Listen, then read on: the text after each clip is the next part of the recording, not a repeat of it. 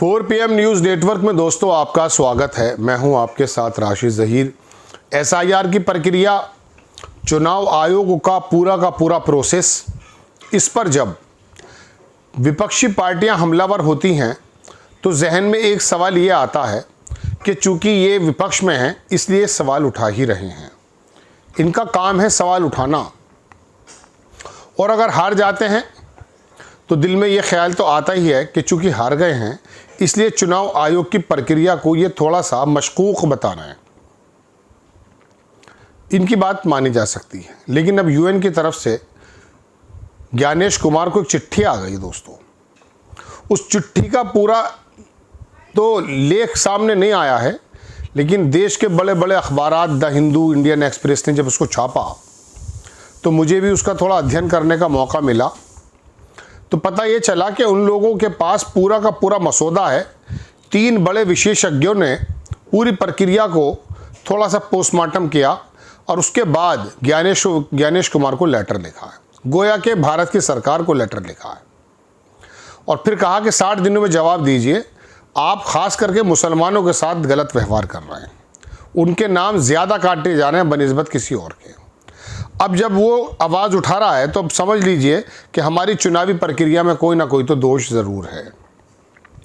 हिंदू ने इसको कैसे छापा है, इंडियन एक्सप्रेस ने कैसे छापा है, मैं दोनों चीज़ें आपको बताता हूँ। थोड़ा हिंदी में, अंग्रेज़ी में है, लेकिन मैं आपको थोड़ा सा इसका हिंदी का बताने की कोशिश करूँगा कि दरअसल इसमें हो क्या क्या रहा है।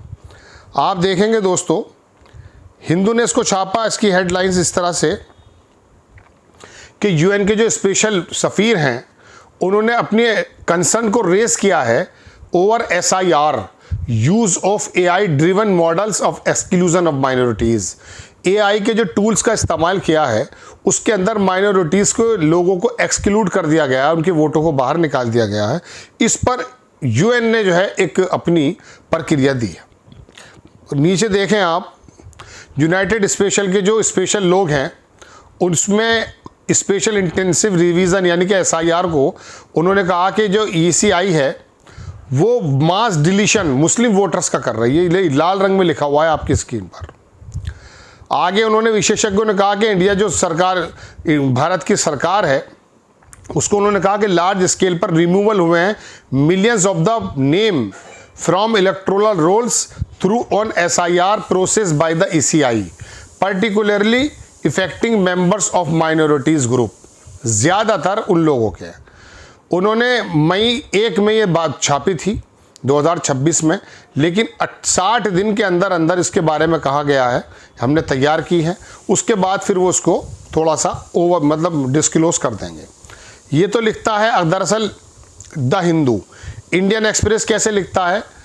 इंडियन एक्सप्रेस भी लिखता है कि UN के जो स्पेशल सफ़ीर हैं उन्होंने डिस्क्रिमिनेशन का आरोप लगाया SIR पर की एक्सरसाइज पर, और उन्होंने लेटर में हाईलाइट जो लिखा है उसमें एलिगेशन ये है कि बंगाली और मुस्लिम इलेक्टर्स जो हैं वो टारगेट किए गए हैं during the electoral roll revision SIR में। और डिटेल उन्होंने दी है कि पूरी तरह से क्या कौन कौन से गाँव में क्या क्या, वो भी मैं आपको दिखाता हूँ। आप देखेंगे इसमें लिखा कि यूनाइटेड नेशन के जो अपॉइंटेड एक्सपर्ट्स हैं उन्होंने रिटर्न सेंटर एक्सप्रेसिंग कंसर्न अपनी डिस्क्रिमिनेशन के बारे में उन्होंने कहा कि minority during the election SIR के मद्देनज़र ये हुआ है वेस्ट बंगाल में, ख़ास करके। आगे उन्होंने बाकायदा एक गांव का या जगह का नाम भी दिया है, वो भी देखता हूँ मैं। हाँ, ये UN के जो स्पेशल विशेषज्ञ हैं इन्होंने माइनॉरिटी के इशू को उठाया है। Promotion, protection, right, freedom, opinion expression, freedom of the religion of belief, Nicholas Levrat, Irene Khan, Nazila Ghanea, ये इनके नाम हैं। इन्होंने गवर्नमेंट को 1 मई को ही लिख दिया था, निकल कर के बात अब आई हैं। उन्होंने कहा बंगाल के जो मुस्लिम इलेक्टर्स थे उनको टारगेट किया गया है during the SIR, detail step taken ensure. उन्होंने आगे बताया कि जगह के नाम में देखता हूँ कि 20 साल के अंदर जो इनकी प्रिपेयर किया रोल फ्रेश अपडेटिंग देम, 20 साल के बाद ये हुआ था, लेकिन इसके अंदर ज़्यादातर काम ये हुआ। अब थोड़ा सा ये देखें दोस्तों, इसमें उन्होंने जगह का नाम भी दिया था, मैं देख नहीं पा रहा हूँ।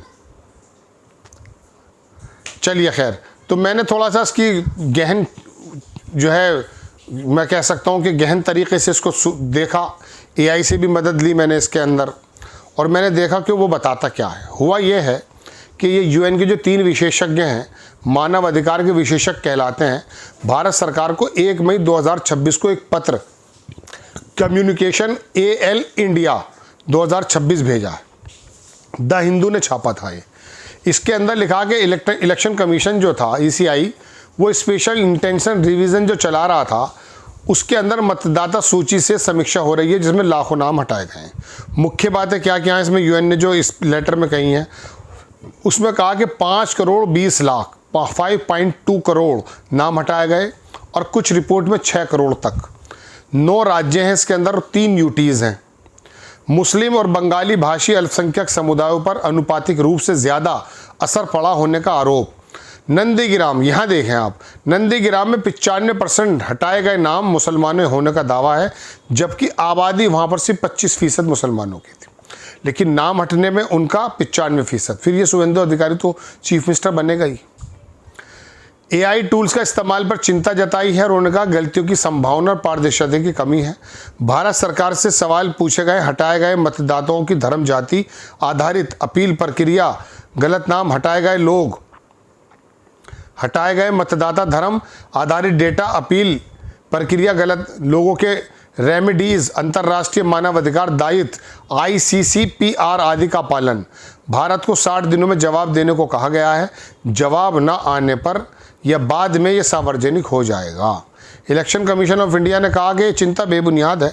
वो उसका जवाब है जो वो देता है अक्सर, लेकिन अब दुनिया के UN और बाकी लोग भी सजग हो गए हैं कि ये जो भारतीय जनता पार्टी बिहार और बंगाल के अंदर अपना वर्चस्व पैदा करते हुए जीत रही है और दूसरे लोगों को हराने का काम कर रही है, इसके पीछे SIR और चुनाव के आयोग की धांधली है।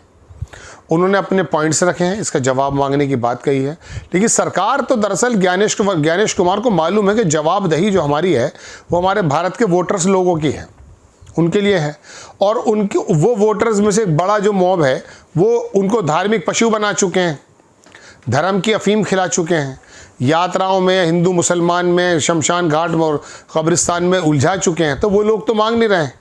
थोड़ा सा हंगामा होता है, विपक्ष की पार्टियां अपने अपने संसाधनों के मुताबिक सड़क पर उतरती हैं, बात करती हैं, बात फिर वहीं की वहीं रह जाती है। जब तक आम जन के अंदर इस बात का एक बाकायदा आंदोलन नहीं चलेगा कि वाकई SIR में या चुनावी प्रक्रिया के अंदर कोई ना कोई गड़बड़ी है, अब UN भी और UNO भी जो है इससे कंसर्न है, बातों को रेस कर रहा है, तो फिर तो जब तभी पता चल पाएगा। अभी तो जिसकी लाठी उसी की भैंस चल रहा है। जय हिंद।